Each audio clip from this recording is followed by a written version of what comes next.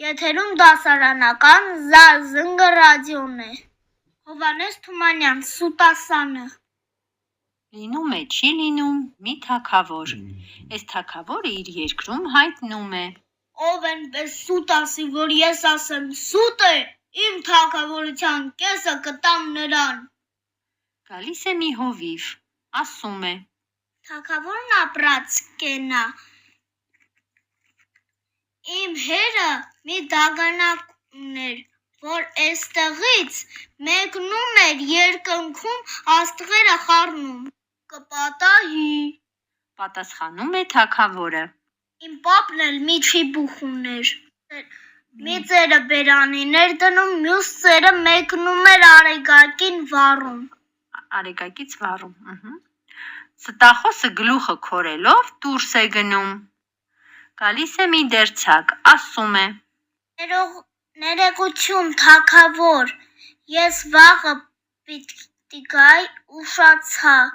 երեկ շատ անձրև եկավ, կայծակները տրաքեցին, երկինքը պատռվեց, գնացել էի կարելու։ Հա, լավ ես արել, ասում է թագավորը։ Բայց լավ չէր կատել,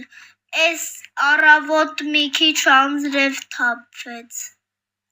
Սա էլ է դուրս գնում։ Ներս է մտնում մի աղքատ գյուղացի, կոտը կռնատակին։ Դու ինչ ես ուզում, այ մորթ, հարցնում է թագավորը։ Ինձ մի կոտ ոսկի է սպարտք, եկել եմ տանեմ։ Մի կոտ ոսկի, զարմանում է թագավորը։ Սուտ ես ասում, ես քեզ որ ոսկի չեմ պարտք,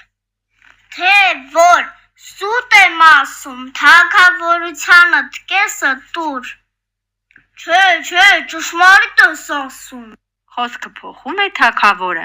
Ճշմարիտ եմ ասում, մի կոտ ոսկին տուր։ Հեքիաթը ընթերցեց Ռոբերտը և մայրիկը։